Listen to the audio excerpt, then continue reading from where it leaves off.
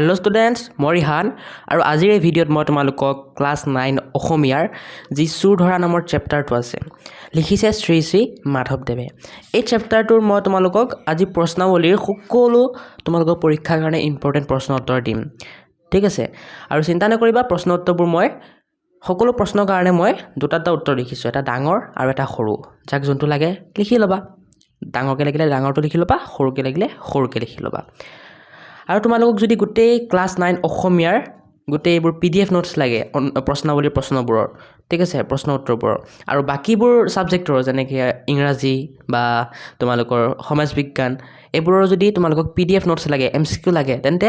কেনেকৈ পাবা, ক'ৰ পৰা পাবা? আৰু মই তোমালোকক অনলাইন পঢ়াওঁ, তোমালোকে জানাই বহুতে। যোনে নাজানা কেনেকৈ পঢ়িব পাৰিবা মই এই ভিডিঅ'ৰ মাজতে কৈ দিম, ভিডিঅ'টো শেষৰলৈকে চাই থাকিবা। এতিয়া লেচনটো অকণমান টান আছে, কাৰণ লেচনটো তোমালোকৰ ব্ৰজাৱলী ভাষাত লিখা আছে। বাৰে বাৰে পঢ়িবা, তেতিয়া বুজি পাবলৈ পাৰিবা। যদি লাগে লেচনটো বুজাই দিবলৈ মোক কমেণ্টত ক'বা। যদি বেছি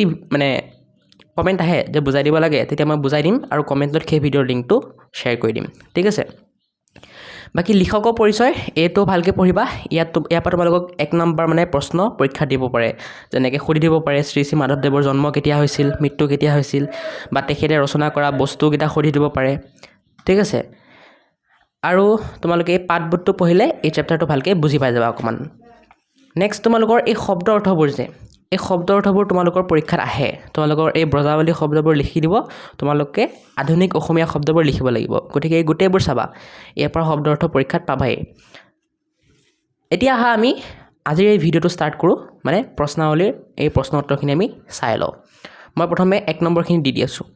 1 নম্বৰখিনিত তোমালোকৰ 1 নম্বৰ আহিব পৰীক্ষাত, 1 মাৰ্কৰ প্ৰশ্ন সেইবোৰ, ঠিক আছে। চ' 1 নম্বৰৰ ক খ গ ঘ ঙ প্ৰথম ঙলৈকে আছে ন, ঘলৈকে আছে, ক খ গ ঘ চাই লোৱা। এতিয়া 1 নম্বৰৰ ক প্ৰশ্নটো কি কৈছে চোৱা। কানাই বুলি কাৰ কথা কোৱা হৈছে? উত্তৰ লিখিবা, কানাই বুলি ভগৱান শ্ৰীকৃষ্ণৰ কথা কোৱা হৈছে। এতিয়া কাৰোবাক যদি ইয়াতকৈও সৰুকৈ লাগে,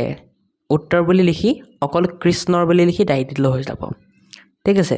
এতিয়া যিহেতু 1 নম্বৰকেইটা 1 নম্বৰ ক খ গ ঘ 4টা প্ৰশ্ন তোমালোকৰ 1 মাৰ্ক আহিব, গতিকে সৰুটো লিখিলেও তোমালোকে 1 মাৰ্ক পাই যাবা, মেক্সিমাম কেছত পাই যাবা, ঠিক আছে। বাইদেউ বা ছাৰে যদি ষ্ট্ৰিক্ট বেছি নহয় তেতিয়া দি দিব।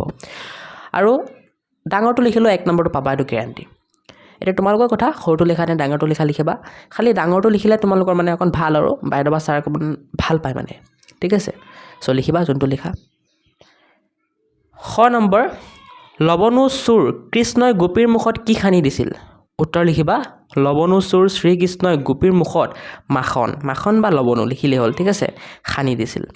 এতিয়া যাক এই খ নম্বৰ উত্তৰটো আৰু সৰুকৈ লাগে, উত্তৰ লিখি মাখন লিখি দাই দি দিলে হ'ল, ঠিক আছে। গ নম্বৰ, মাধৱদেৱৰ সাহিত্যিক জীৱনৰ কীৰ্তিস্তম্ভ কি? উত্তৰ লিখিবা, মাধৱদেৱৰ সাহিত্যিক জীৱনৰ কীৰ্তিস্তম্ভ হ'ল নামঘোষা।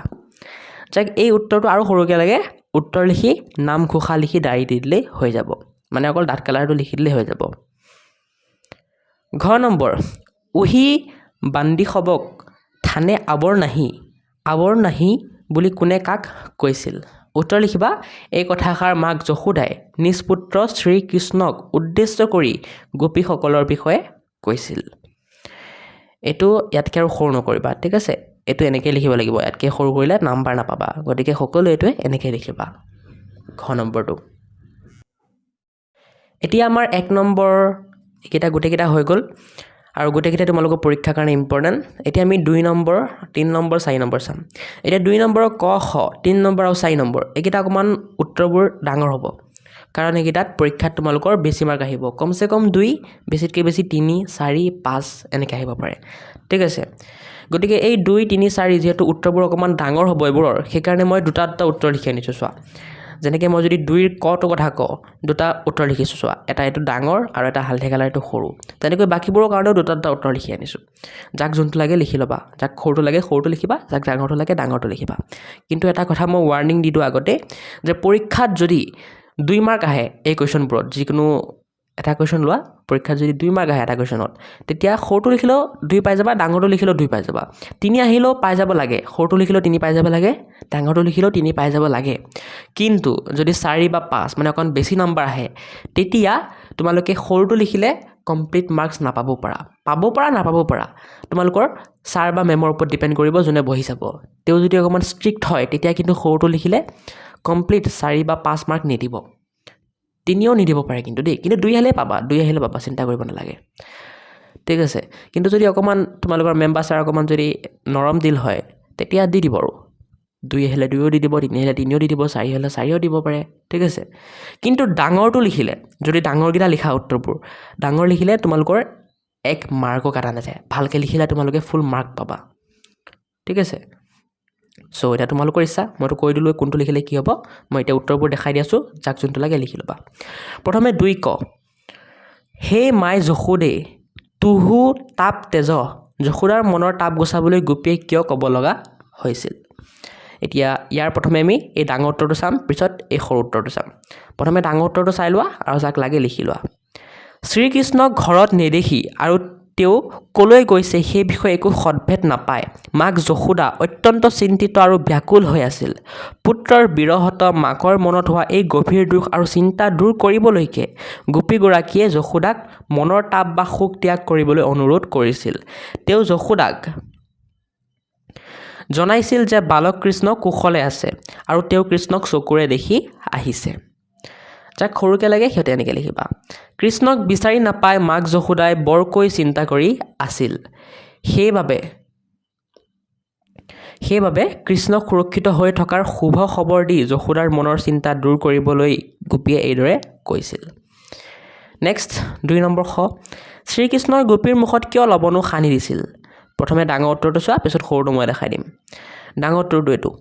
শ্ৰীকৃষ্ণই গোপীৰ ঘৰত সোমাই লৱণো খাই থকা অৱস্থাত ধৰা পৰিছিল আৰু গোপীগৰাকীয়ে তেওঁক লৱণো চোৰ বুলি ধৰি ৰাখিছিল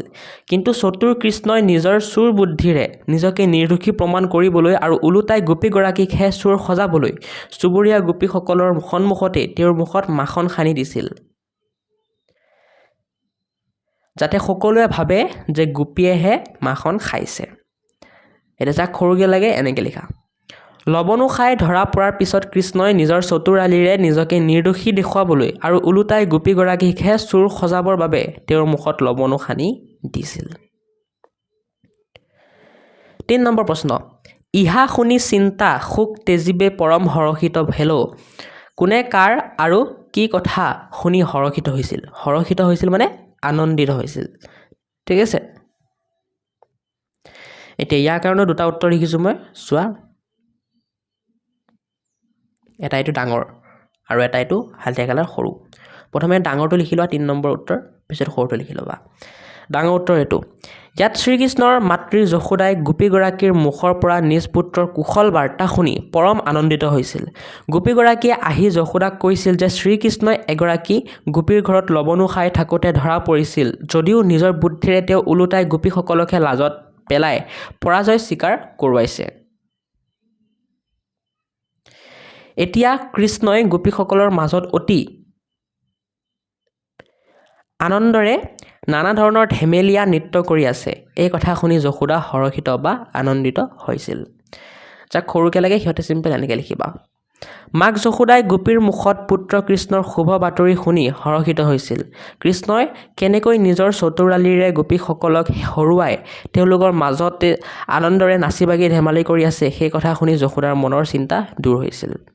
ঠিক আছে এতিয়া চোৱাচোন তোমালোকে এইটো কিমান ডাঙৰ আছিল ঠিক আছে আৰু এইটো মই অকণমান সৰু কৰি দিছোঁ ভিডিঅ'টোৰ মাজতে কৈ দি আছোঁ কেনেকৈ মোৰ পৰা অনলাইন পঢ়িব পাৰিবা ইয়াৰ কাৰণে এই ভিডিঅ'ৰ ডেছক্ৰিপশ্যনটো খুলি ল'বা আৰু তাত থকা প্ৰথম লিংকটোত ক্লিক কৰি YourZYZ Assam নামৰ মোৰ ইনষ্টাগ্ৰাম একাউণ্টটো ফ'ল' কৰি দিবা আৰু যি প্ৰশ্ন বা ডাউট থাকে তাত মোক সুধিবা মই নিশ্চয় ৰিপ্লাই দিম নেক্সট এপ লিংকটোত ক্লিক কৰি মোৰ এপ সহায়ক লাৰ্ণিং হাব ডাউনলোড কৰি ল'বা আৰু সেই এপটো কেনেকৈ ডাউনলোড কৰিব লাগে কেনেকৈ ইউজ কৰিব লাগে কেনেকৈ কোৰ্চ ল'ব লাগে কেনেকৈ অনলাইন টিউশ্যন কৰিবা সকলো মই এই এপ টিউটৰিয়েল নামৰ ভিডিঅ'টোত বুজাই দিছোঁ ক্লিক কৰি ভিডিঅ'টো চাই পেলাই বুজি ল'বা কোনোবাই যদি ৰিয়েলি কোৰ্চ ল'বলৈ ইণ্টাৰেষ্টেড আছা তেন্তে সেই কোৰ্চবোৰত মই কি পঢ়াম কি নপঢ়াম কেনেকৈ পঢ়াম কেতিয়া পঢ়াম সকলো ডিটেইলছ মই ইয়াত দি থ'ম গৈ চাব পাৰিবা যেনে মই ইংৰাজীৰ কাৰণে কোৰ্চ লঞ্চ কৰিছোঁ আৰু তাৰ কাৰণে সেই সকলো কোৰ্চৰ ডিটেইলছৰ এটা ভিডিঅ' বনাইছোঁ এই ভিডিঅ'টোত ক্লিক কৰি চাব পাৰিবা বাকীবোৰৰ কাৰণে দিয়া নাই মানে বাকীবোৰ কোৰ্চ লঞ্চ কৰা নাই বাকীবোৰৰ কোৰ্চ লঞ্চ কৰিলে ইয়াত ডিটেইল ভিডিঅ'বোৰ দি দিম মই চাব পাৰিবা ঠিক আছে তোমালোকে যদি এনি প্ৰব্লেম পোৱা কোৰ্ছ ল'বৰ কাৰণে বা এপটোত এনি প্ৰব্লেম পোৱা মোক সেই ইনষ্টাগ্ৰাম একাউণ্টটোত মেছেজ কৰিবা মই নিশ্চয় ৰিপ্লাই দিম আৰু তোমালোকৰ যোন ষ্টুডেণ্টে কোৰ্ছ ল'বা তাৰ ভিতৰত কিছুমান লাকি ষ্টুডেণ্টছক মই নিজেই ফোন কৰিম আৰু কিছুমান গিফ্ট দিম যেনে মোবাইল ফোন লেপটপ এনেকুৱা কিছুমান গিফ্ট দিম চ' তোমালোকে লাকি হ'ব পাৰা গতিকে কোৰ্ছ লঞ্চ কৰিলে কোৰ্ছখিনি ল'বা আৰু চিন্তা নকৰিবা কোৰ্ছখিনি একেবাৰে মিনিমাম প্ৰাইচ ৰাখিম মই একেবাৰে মিনিমাম যেনেকৈ এবছৰত 600 টকা বা 700 টকা বা 500 টকা তেনেকুৱা ঠিক আছে আৰু কিছুমান ষ্টুডেণ্টে যদি সেইখিনি পইচাও এফৰ্ড কৰিব নোৱাৰা তেতিয়া মই ইউটিউবত যি ফ্ৰী ভিডিঅ' বনাই থৈছোঁ তোমালোকৰ ক্লাছৰ সেইবোৰ চাব পৰা সেইবোৰৰ লিংক এনেকৈ দিয়া থাকিব চাব পৰা গৈ পেলাই নেক্সট অকণ তলত যাবা তেতিয়া দেখা পাবা মাই ছ'চিয়েল মিডিয়া লিংকছ বুলি দি মোৰ ইনষ্টাগ্ৰাম হোৱাটছআপ ফেচবুক এইবোৰৰ লিংক দি আছে সেইবোৰত গৈ পেলাই মোক ফ'ল' কৰি দিবা ঠিক আছে এতিয়া 4 নম্বৰ মাক যশোদাই কানাইক লগ পাই কি কথা কৈছিল আৰু কিদৰে চেনেহ প্ৰকাশ কৰিছিল এতিয়া ইয়াৰ কাৰণে দুটা উত্তৰ লিখিছোঁ এটা এইটো ডাঙৰ আৰু এটা হালধীয়া কালাৰ সৰু যাক যোনটো লাগে লিখি ল'বা